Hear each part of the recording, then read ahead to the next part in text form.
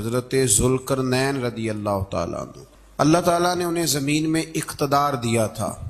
4 لوگ دنیا میں ایسے ہو چکے ہیں جنہیں اللہ تبارک و تعالیٰ نے پوری دنیا میں اقتدار دیا، ایک وقت میں پوری دنیا کا ایک ہی بادشاہ۔ 2 مسلمان تھے، 2 کافر۔ مسلمانوں میں حضرت سلیمان علیہ السلام اور جناب ذوالقرنین علیہ السلام، اور کافروں میں بخت نصر اور نمرود۔ یہ 2 لوگ ہیں جنہیں اللہ نے پوری دنیا میں اقتدار دیا، اور پھر اس کے بعد آنے والے وقت میں اللہ تعالیٰ امام مہدی کو سارا اقتدار عطا فرمائے گا پوری دنیا کا۔ حضرت ذوالقرنین کے بارے میں 2 روایات ہیں، ایک تو یہ ہے کہ وہ نبی تھے اور ایک یہ ہے کہ نہیں وہ ولی تھے، لیکن مجھے حضرت مولا علی شیر خدا رضی اللہ تعالیٰ عنہ کا قول ملا ہے جس میں آپ نے فرمایا کہ نہیں وہ نبی نہیں تھے، تو اس لیے میرا نظریہ یہی ہے کہ وہ اللہ کے ایک نیک بندے تھے۔ اللہ نے انہیں پوری زمین میں اقتدار دیا۔ وہ ایک مہم پہ نکلے، ان کا ارادہ بنا کہ میں ذرا دنیا کا چکر لگاؤں، تو انہوں نے سفر شروع کیا کہ میں دیکھوں ذرا سورج غروب کہاں ہوتا ہے۔ تو فرماتے میں پہنچا، بڑا گیا، لیکن میں اس مقام تک پہنچ گیا جہاں سورج غروب ہوتا ہے، تو پھر میں نے دیکھا کہ ایک سیاہ کنواں ہے جس کے اندر جا کے وہ چھپ گیا ہے، لیکن رب کریم کی اس حقیقت تک میں پہنچ سکا نہیں۔ پھر آپ فرماتے ہیں کہ میں آگے نکلا تو مجھے ایک قوم کے بارے میں بتلایا گیا جو بڑی خونخوار قوم تھی، بڑی خونخوار، اس کو یاجوج اور ماجوج کہا جاتا ہے۔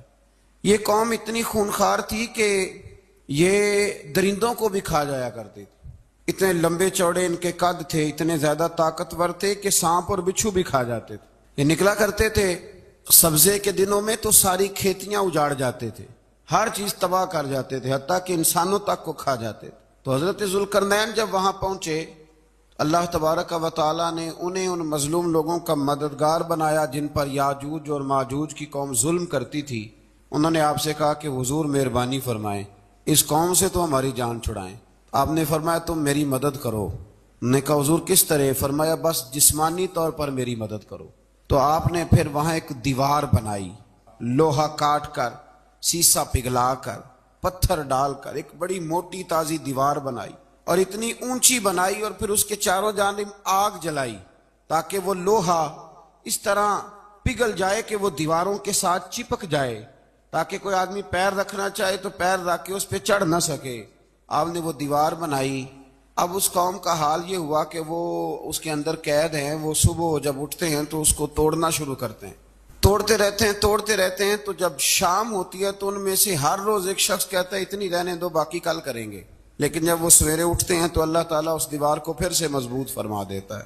نبی کریم علیہ السلام نے فرمایا قرب قیامت میں ایک وقت آئے گا، قیامت کے قریب جا کے ایک ٹائم ایسا آئے گا کہ اس مخلوق میں سے ہی ایک شخص پکارے گا اور پکار کے کہے گا کہ اب سو جاؤ انشاءاللہ۔ اللہ ان کی زبان پہ جاری کہے گا اب سو جاؤ اور سویرے انشاءاللہ یہیں سے شروع کریں گے۔ تو فرمایا وہ چونکہ انشاءاللہ کہیں گے تو پھر اللہ تبارک و تعالی اگلے دن اس دیوار کو وہیں پہ رکھے گا جہاں رات کو انہوں نے اسے چھوڑا تھا۔ اگلے دن وہ توڑیں گے تو دیوار ساری ٹوٹ جائے گی، اور پھر اللہ تبارک و تعالی کا فضل ہوگا تو مسلمان کی طرف وہ بڑھیں گے، وہ قتل و غارت کریں گے، پھر سے وہی درندگی کریں گے، تو پھر حضرت عیسیٰ علیہ السلام ان کے لیے دعا کریں گے۔ تو دعا کا یہ حال ہوگا کہ ان کے وجود پر کچھ ایسی چیزیں برآمد ہوں گی جن کی وجہ سے وہ مر جائیں گے، ختم کر دیے جائیں گے، قیامت کے قریب جا کے وہ دوبارہ آئیں گے۔ اس کے بعد پھر اللہ تبارک و تعالیٰ نے سورہ کہف کی آخری آیات میں 7 سمندر اور ان جیسے اور بھی آ جائیں، فرمایا 7 سمندر ہوں اور ان جیسے اور بھی آ جائیں اور مل کر وہ روشنائی بن جائیں تو میرے رب کے کلمات ختم ہونے سے پہلے سمندر ختم ہو جائیں گے۔ اور آخری آیت میں اللہ تعالیٰ نے فرمایا کہ اے رسول صلی اللہ تعالی علیہ وسلم آپ کہہ دیجئے کہ میں تمہاری طرح ہی ایک بشر ہوں، انا بشر مثلکم، میں بھی تمہاری طرح ایک۔ اب مثلکم کا بہت سارے لوگوں نے ترجمہ اپنی طرح کا کر لیا ہے، حالانکہ حضور صلی اللہ تعالی علیہ وسلم نے فرمایا کہ بشر ہونے میں تمہاری طرح ہوں، رسول ہونے میں تمہاری طرح نہیں، اللہ کا حبیب ہونے میں تمہاری طرح۔ اور وہ یہ جو میں کہہ رہا ہوں نا نہیں، تو یہ صحیح بخاری کے لفظ ہیں، حضور نے فرمایا ایکم مثلی، کون ہے تم میں جو میری طرح ہو؟ اور تو اپنے رسول کے بارے میں یہ کہے کہ بکریاں چرا رہے تھے تو معاذ اللہ انہیں پتہ ہی نہیں تھا کہ میں نبی بن جاؤں گا، ایسی کوئی بات نہیں۔ اعلیٰ حضرت فرماتے ہیں اللہ اللہ وہ بچپنے کی پھبن، یعنی بچپن میں بھی رنگ ڈھنگ نرالے تھے میرے رسول کے. اللہ اللہ وہ بچپنے کی پھبن، اس خدا بھاتی صورت پہ لاکھوں سلام، اس خدا بھاتی صورت پہ. اور مرحوم اعظم چشتی نے بھی ایک جملہ بڑا خوبصورت کہا، اس نے کہا تیری حیات پاک کا ہر لمحہ پیغمبر لگے. انہوں نے اپنے چچا کو بے جان بتوں کی عبادت سے روکا، عذاب الہی سے ڈرایا. اس نے کہا کہ آپ ہمیں ہمارے خداؤں سے پھیرنا چاہتے ہیں، اس سے رک جائیں ورنہ ہم آپ کو سنسار کر دیں گے. ابراہیم علیہ السلام نے کہا کہ میں آپ کے لیے اپنے رب سے استغفار کرتا رہوں گا، وہ مجھ پر بہت مہربان ہے. تو اللہ تبارک و تعالیٰ نے انہیں اسحاق علیہ السلام بیٹے اور یعقوب علیہ السلام پوتے کی بشارت دی، اور یہ بھی فرمایا کہ یہ دونوں نبی بھی ہوں گے. پھر آیت نمبر 51 سے لے کر 58 تک مختلف انبیاء کا ذکر ہے. اللہ تعالیٰ نے اس میں فرمایا کہ حضرت موسیٰ کو برگزیدہ رسول، نبی اور اللہ کا رازدار کہا گیا، اور حضرت ہارون کی نبوت کا بیان بھی ہوا، اور حضرت اسماعیل کو وعدے کے سچے، نماز اور زکوٰۃ کا حکم دینے والے رسول اور نبی اور اللہ کا پسندیدہ قرار دیا گیا.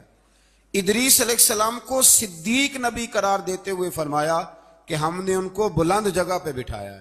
کہاں ہے ادریس علیہ السلام؟ چوتھے آسمان میں بھی، اور جنت کا قول بھی ہے. دو روایتیں ان کے بارے میں ملتی ہیں. ایک تو یہ ہے کہ وہ حضرت ملک الموت سے ایک دفعہ کہنے لگے تو میرا یار نہیں بن جاتا؟ اللہ ہی بھلا کرے. حضرت اسرائیل کو کہنے لگے دوست بن، جو کہا بن جاتے ہیں، دوستی ہو گئی. فرمانے لگے یار موت کا ذائقہ کیسے چکھاتا ہے؟ کہنے لگا میں آپ کو چکھا دیتا ہوں. آپ کو موت کا ذائقہ چکھایا اور دوبارہ پھر روح ڈال دی، آپ اٹھ کے بیٹھ گئے. کہنے لگے دوزخ تو دکھا، نے وہ بھی دکھا دی. فرمایا جنت تو دکھا، جنت بھی دکھائی. تو کہنے لگا واپس چلیں. فرمانے لگے اب تو نہیں جانا. ہاں کیوں؟ فرمایا رب فرماتا ہے ہم فیہ خالدون، جو جنت میں آئے گا یہیں رہے گا. میں کہا جناب وہ تو پہلے موت کا ذائقہ چکھنا ہے، پل صراط جو دوزخ کے اوپر ہے وہاں سے گزرنا ہے. تو آپ فرمانے لگے یہ دونوں کام میں کر چکا ہوں اور تو نہیں کرائے ہیں، لہذا میں آ گیا ہوں تو میں نے یہیں پہ رہنا ہے. اب حضرت ملک الموت علیہ السلام نے عرض کی مالک یہ تیرا بندہ. فرمایا تیری دوست بھی اس کے ساتھ لگی تھی تو میری توفیق سے ہی لگی تھی، اور یہ یہاں تک آئے بھی میری توفیق سے ہی ہے. میرا ارادہ بن گیا انہیں یہاں رکھنے کا. میری طلب بھی تو تیرے کرم کا صدقہ ہے، میری طلب بھی تو تیرے کرم کا صدقہ ہے. یہ پاؤں اٹھتے نہیں بلکہ یہ اٹھائے جاتے ہیں. تو یہ بھی تو اس کا کرم ہوتا ہے نا کہ وہ کس طرح کر کے کسی کو نوازتا ہے. آیت نمبر 59 میں اللہ تعالیٰ کے فرما بردار اور سرکش بندوں کے احوال اور جو ان کے آخرت میں احوال ہوں گے ان کا ذکر کیا گیا ہے. آیت نمبر 66 میں بتایا گیا ہے کہ منکرین آخرت حیات بعد الموت کے بارے میں ہمیشہ شک میں مبتلا رہے. انہیں یقین ہونا چاہیے کہ مرنے کے بعد دوبارہ وہی خالق زندہ کرے گا جس نے پہلی بار بغیر کسی نام و نشان کے پیدا. آیت نمبر 76 میں بتایا کہ جو لوگ گمراہی میں مبتلا ہیں ان کے ابتلا میں اضافے کے لیے مہلت کی مدت بڑھا دی جاتی، اور جو ہدایت یافتہ ہیں ان کو مزید استقامت نصیب ہوتی ہے. اللہ کے ہاں ثواب اور انجام خیر کے اعتبار سے باقی رہنے والی نیکیاں سب سے زیادہ بہتر. ایسی نیکیاں کریں جو باقی رہیں ہمیشہ. کیا کہتے ہیں؟ صدقہ جاریہ. آیت نمبر 81 میں فرمایا کہ مشرکین اس امید پر اللہ کے سوا معبودان باطل کی عبادت کرتے ہیں کہ مشکل میں ان کی مدد کریں گے. فرمایا ہرگز نہیں، وہ ان کے دشمن بن کے عبادت کا انکار کریں گے. آیت نمبر 88 میں بتایا کہ کفار نے اللہ کی طرف اولاد کی نسبت کر کے نہایت سخت بات کی. یہ تو اتنا سنگین جرم ہے کہ اس سے آسمان پھٹ پڑے، زمین شک ہو جائے اور پہاڑ ریزہ ریزہ ہو جائیں. مزید فرمایا کہ آسمان اور زمین میں جو کوئی بھی ہے سب اللہ کے حضور بندے بن کے حاضر ہوں گے. آیت نمبر 97 میں فرمایا جو لوگ ایمان لائے اور نیک کام کیے عنقریب رحمان لوگوں کے دلوں میں ان کی محبت پیدا فرما دے. یہ جو شرک والا معاملہ ہے نا یہ بڑا سادہ سا ہے. کچھ لوگ آج نئے فلسفی اٹھے ہیں تو وہ کچھ عجیب و غریب سی باتیں دہریوں جیسی کرنے لگے ہیں، اور بعض مضامین ہم دیکھتے ہیں تازے جو چھپتے ہیں ان کے اندر بھی وہ اشارتاً کنایاتاً مذہب کی بنیاد پر تقسیم نہیں ہونی چاہیے، انسان بحیثیت انسان قابل تکریم ہے. تو ایک بات سمجھ لیں کہ جو مکان کی رجسٹری آپ کے نام ہے اگر کوئی اور دعویٰ کرے اس کا تو آپ کو برداشت ہے؟ یہ ہو نہیں نہ سکتا میاں. ملک میں وزیر کئی ہو سکتے ہیں پر وزیر اعظم ایک ہوتا ہے، اس کو سمجھ لیں۔ تو جب اللہ کی توحید میں کو کسی کو شریک ٹھہراتا ہے تو وہ بہت بڑا جرم کرتا ہے، وہ بہت بڑا جرم کرتا ہے۔ یوں سمجھ لیں کہ جیسے آپ کی 5 مرلے کی زمین پہ کوئی آ کے قبضہ کرے، اسے مار دینے کو دل کرتا ہے۔ اس لیے یہ ساری زمین رب کریم کی ہے، آسمان و زمین کا خالق اور مالک۔ تو شرک ناپسندیدہ بات، ناپسندیدہ۔ سورہ طٰہٰ شروع ہوتی ہے۔ اس سورہ طٰہٰ میں نبی پاک صلی اللہ تعالی علیہ وسلم کو رب کریم نے فرمایا کہ محبوب قرآن اس لیے نازل نہیں کیا تھا کہ آپ مشقت میں پڑ جائے۔ نبی کریم لمبی لمبی نمازیں پڑھتے تھے، لمبی لمبی۔ تو قرآن مجید نے کہا طٰہٰ ما انزلنا علیک القرآن لتشقیٰ، محبوب قرآن اس لیے نازل نہیں کیا کہ آپ مشقت میں پڑ جائیں۔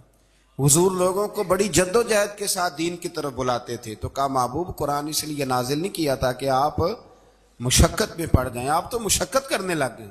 وہ یا رب اپنے محبوب کو کہہ رہا ہے، جیسے سورہ مزمل میں بات ہوئی نا کہ محبوب تھوڑا آرام بھی فرما لیا کر، محبوب تھوڑا آرام بھی فرمائے۔ پھر فرمایا کہ یہ قرآن نصیحت کے لیے نازل ہوا ہے، اور اللہ ظاہر و باطن سب کو جانتا ہے، اور وہ وحدہ لا شریک ہے، اور سارے اچھے نام اسی کے ہیں۔ آیت نمبر 10 میں فرمایا کہ مدین سے واپسی کے سفر کے دوران موسیٰ علیہ السلام اس واقعے کا بیان کیا کہ وہ اپنی جگہ پر رکے ہوئے تھے، تو وہیں انہیں غیب سے ندا آئی کہ موسیٰ میں آپ کا رب ہوں، آپ وادی مقدس میں ہیں تو ادباً اپنے جوتے اتار دیجئے، میں نے آپ کو چن لیا ہے، میرے پیغام وحی کو توجہ سے سنیے، میں اللہ وحدہ لا شریک ہوں، میری بندگی کیجیے، میری یاد کے لیے نماز قائم کیجیے، قیامت آنے والی ہے، اسی کی طرف آپ توجہ فرمائیے۔ اسی موقع پر آپ کو جو معجزات عطا کیے گئے ان کا بھی ذکر ہے، اور وہ ہم پیچھے بہت ساری جگہوں پہ اس کا ذکر کر آئے کہ اللہ تعالیٰ نے ان کو ایک ایسا عصا عطا فرمایا تھا کہ وہ ایک دم میں ہی بہت بڑا اژدہا بن جایا کرتا تھا، اور پھر حضرت سیدنا موسیٰ علیہ السلام اپنا ہاتھ گریبان میں ڈال کے نکالتے تھے تو آفتاب کی طرح روشن ہو جاتا تھا۔ اقبال کہتے ہیں ید بیضا لیے بیٹھے ہیں اپنی آستینوں، ید بیضا لیے، چمکتے ہوئے ہاتھ ہیں ان کے، تو یہ اپنی آستینوں میں چھپا کے بیٹھے ہیں۔ پر اقبال نے یہ ولیوں کے لیے کہا ہے، نہ پوچھ ان خرقہ پوشوں کی، ارادت ہو تو دیکھ ان کو، ارادت ہو تو محبت کے ساتھ دیکھ، تنقید کے ساتھ تو پتہ ہے پھر بندے کو کوئی شے نہیں ملتی، آنکھیں گونگ ہو جاتی۔ ارادت ہو تو دیکھ ان کو، ید بیضا لیے بیٹھے ہیں اپنی آستینوں میں۔ پھر اللہ تعالیٰ نے نا حضرت موسیٰ علیہ السلام کو حکم دیا تھا کہ فرعون کو دعوت دیں، تو حضرت موسیٰ نے دعا مانگی جو آیت نمبر 25 اور 28 میں موجود ہے، رب اشرح لی صدری ویسر لی امری واحلل عقدۃ من لسانی یفقہوا قولی، اے میرے رب میرے لیے میرا سینہ کھول دے، میرے لیے میرا کام آسان کر دے، میری زبان کی گرہ کھول دے تاکہ وہ لوگ میری بات کو سمجھ سکیں۔ یہ آپ نے دعا فرمائی، اور آگے جا کے مزید آپ نے التجا کی کہ میرے خاندان میں سے میرے بھائی ہارون کو اس مشن میں میرا وزیر بنا دے تاکہ مجھے تقویت ملے، اور اسے میرا شریک کار بنا دیجیے۔ اللہ تعالیٰ نے ان کی اس دعا کو قبول فرما لیا۔ آیت نمبر 38 سے حضرت موسیٰ علیہ السلام کی پیدائش کا ذکر ہوتا ہے، اور یہ تقریباً آیت نمبر 76 تک چلتا ہے۔ واقعہ آپ نے پہلے بھی سنا ہوا ہے، اپنے لفظوں میں میں بھی عرض کیے دیتا ہوں۔ فرعون کو اس نے وہ خواب دیکھ لیا تھا کہ ایک ستارہ اٹھے گا اور پھر وہ گرے گا تو میری ساری سلطنت کو تباہ کر دے گا۔ نجومیوں سے اس نے پوچھ لیا، اس نے کہا کہ ایک بچہ پیدا ہوگا جو تیری سلطنت کو تباہ کرے گا۔ چاہیے تو یہ تھا کہ وہ توبہ کرتا، لیکن اس نے کیا کیا کہ اس نے بچوں کو قتل کرانا شروع کیا۔ یذبحون ابناءکم، ذبح کرا دیتا تھا تمہارے بیٹوں کو، اور بچیوں کو وہ زندہ رکھتا تھا۔ اللہ تبارک و تعالیٰ کی قدرت دیکھیے، رب بڑا ہی کریم ہے۔ آپ یقین کریں مولا کے دینے کے انوکھے ہی انداز ہیں۔ یعنی حضرت موسیٰ کوہ طور کے پاس آگ لینے جائیں تو اللہ تبارک و تعالیٰ پہلی وحی فرما کے نبی بنا لے۔ بھائی حضرت یوسف کو کنویں میں ڈالے تو رب وہاں سے نکال کے مصر کا حکمران بنا دے۔ وہ بڑا ہی بے نیاز ہے، مولا کے دینے کے انداز بڑے ہی انوکھے ہیں، وہ بڑے انوکھے انداز میں نوازتا ہے۔ تو حضرت موسیٰ جب پیدا ہوئے تو ان کی والدہ نے پتہ کیا کیا، ان کو ایک صندوق میں بند کر کے دریا میں بہا دیا۔ اب دریا میں بہتے جا رہے ہیں تو ماں تھی تو پریشان بھی ہو گئی، ان کی ہمشیرہ کو کہنے لگی ذرا دھیان رکھنا کدھر جاتے ہیں۔ حضرت موسیٰ علیہ السلام دریا میں بہتے بہتے نا فرعون نے نا دریا کے کنارے مکان بنایا ہوا تھا. آپ کو پتا ہے بادشاہوں کا ذوق ہوتا ہے. آج کل ہمارے جو حکمران ہیں انہوں نے اس کا نام فارم ہاؤس رکھا ہوا ہے, میرا فارم ہاؤس. اور پرانے زمانے میں لوگ ڈیرا کہتے تھے. تو اس نے بھی اس طرح کا فارم ہاؤس بنایا ہوا تھا. وہاں پہ حضرت موسیٰ علیہ السلام تیرتے ہوئے تابوت کے اندر صندوق کے اندر جا رہے ہیں. فرعون اور ان کی بیوی حضرت آسیہ بے اولاد تھیں, بڑی تڑپ تھی بیٹے کی, وہ بھی وہاں کھڑی تھی. صندوق تیرتا ہوا آیا تو فرعون نے کہا کہ جاؤ پکڑ کے لاؤ دیکھو کیا ہے. جب وہ لے کے آئے نا تو آپ کی ہمشیرہ جو نگرانی کر رہی تھی پریشان ہو گئی کہ یہ تو اس کے ہاتھ لگ گئے, یہ تو اب مار ڈالے گا.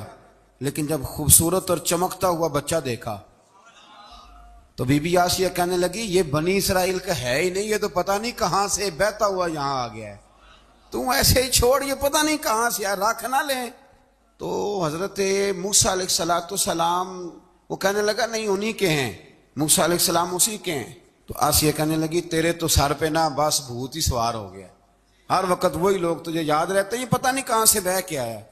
اب رکھ لیا, مان گیا فرعون. آپ فرعون کے گھر میں جو اس لیے بچے مروا رہا تھا کہ میری سلطنت حضرت موسیٰ پیدا نہ ہو جائیں, تو اسی کے گھر میں پرورش پانے لگے, اسی کے گھر میں. اب عورتیں منگائی گئی دودھ پلانے کے لیے, تو حضرت موسیٰ علیہ السلام کسی بی بی کا دودھ نہیں پیتے, تو آپ کی ہمشیرہ نہ وہیں دائیں بائیں گھومتی رہتی. تو کہنے لگی جناب آسیہ سے کہ میں ایک بی بی کو جانتی ہوں, بڑی صاف ستھری ہے, مجھے امید ہے یہ بچہ اس کا دودھ پیے گا. تو فرعون کہنے لگا دوڑ کے لا. تو وہ اپنی والدہ کو لے کے آئیں, تو حضرت موسیٰ نے فوراً دودھ پینا شروع کر دیا. فرعون کو پھر تھوڑا شک ہوا. ایک روایت یوں بھی لکھی ہے بعض لوگوں نے کہ فرعون ایک دن اٹھایا ہوا تھا حضرت موسیٰ کی ابھی تھوڑی سی عمر تھی, تو آپ نے اس کی داڑھی پکڑ کے تو ایک گھونسا دے مارا. جلالی تو شروع سے ہے نا. تو کہنے لگا آسیہ تو مان نہ مان یہ بچہ وہی ہے. تو حضرت بی بی آسیہ کہنے لگی کہ تجھے غلط فہمی ہے, یہ وہ نہیں ہے. اس نے کہا دیکھو نا یہ تو اٹھاتی ہے تو پیار کرتا ہے, اور میرے جب قریب آتا ہے تو اس کے لب و لہجے میں تلخی محسوس کرتا ہوں. اس نے کہا بچوں کو کیا پتا. خیر ایک طرف اس نے کھانے پینے کی چیزیں رکھ دی, ایک طرف انگارے رکھ دیے. وہ بھی حضرت آسیہ کہتی ہیں کہ تجھے سمجھ آئے بچے بچے ہوتے. حضرت موسیٰ بچے تو تھے پر تھے تو اللہ کے نبی نا, اللہ کے نبی تھے. جب اس نے کہا نا یہ بچے ہیں, تو حضرت موسیٰ علیہ السلام بجائے انگاروں کی طرف جانے کے نبی تھے, وہ سیدھے کھانے پینے والی چیزوں کی طرف بڑھنے لگے. فرعون کہنے لگا اب بتا. اللہ تعالیٰ نے حضرت جبریل کو بھیجا, انہوں نے کہا ادھر نہیں جانا آپ ادھر جائیے. تو آپ آگ کی طرف گئے اور ایک کوئلہ اٹھا کے زبان پہ رکھ لیا. تو آسیہ کہنے لگی سمجھ آئی, بچے کو کیا پتا کدھر جانا ہے کدھر نہیں جانا. اگر وہ اتنا ہی خیال ہوتا وہی بچہ ہوتا تو آگ. اور بعض مفسرین نے لکھا ہے یہ جو حضرت موسیٰ دعا مانگتے تھے نا رب اشرح لی صدری ویسر لی امری, یہ وہ آگ کا انگارہ جب کوئلہ منہ میں رکھا تھا نا تو اس کی وجہ سے زبان میں کچھ لکنت آ گئی. تو آپ دعا کرتے تھے کہ یا اللہ میری زبان کی وہ بند گرا کھول دے تاکہ میں کھل کے فرعون کے سامنے بات کر سکوں. وہیں حضرت موسیٰ پلنے لگے, وہیں پلے, وہیں جوان ہوئے, وہیں اللہ نے ساری دولتیں دی. بہن بھی ملی, ماں بھی ملی, اور سارے عزیزوں کا پیار بھی ملا. اسی گھر کے اندر اللہ نے پرورش کر کے فرعون کے ظلم سے بنی اسرائیل کو نجات عطا فرمائی. آج نمبر 77 سے موسیٰ علیہ السلام کو حکم ہوا کہ راتوں رات بنی اسرائیل کو لے کے نکل جائیں. انہیں اللہ کی طرف سے یقین دلایا گیا کہ ان کے لیے سمندر میں خشک راستہ نکال لیا جائے گا. فرعون نے ان کا تعاقب کیا اور سمندر میں غرق کر دیے گئے. اس مقام پر